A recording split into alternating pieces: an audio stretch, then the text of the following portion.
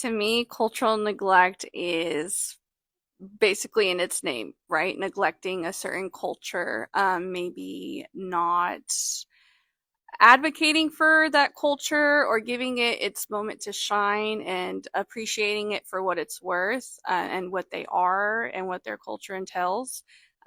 Just a complete neglect of that culture. I definitely have had a few students who English is not their first language.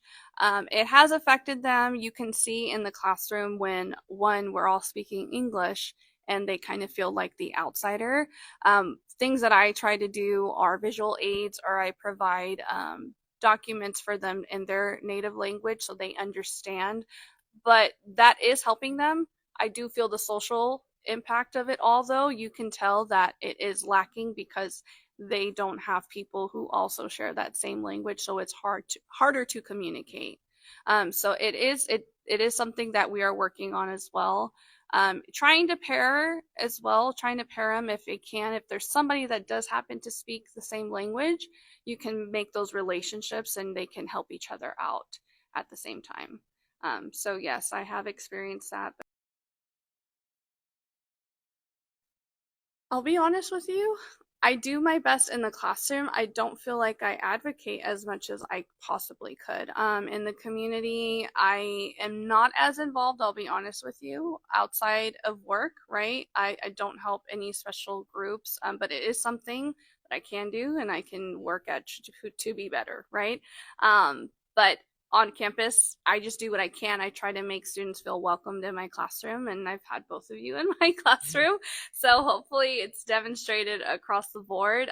So I just try to provide a safe and comfortable environment here. If that's within my power. So that's what I try to do.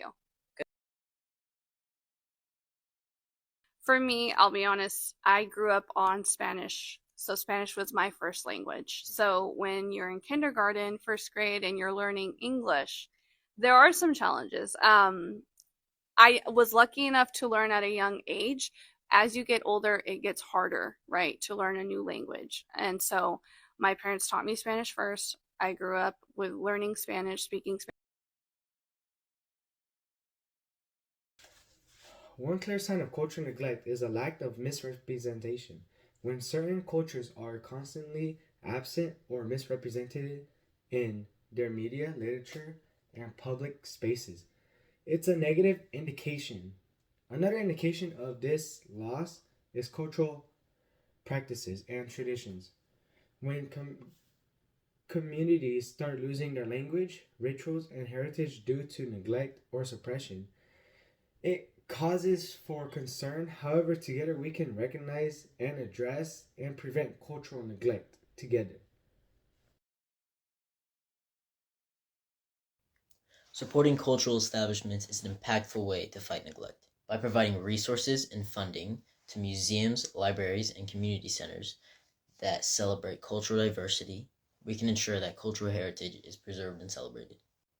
One crucial strategy is to advocate for increased representation. By pushing for accurate and respectful portrayals of diverse cultures in media, literature, and public spaces, we combat neglect and promote understanding.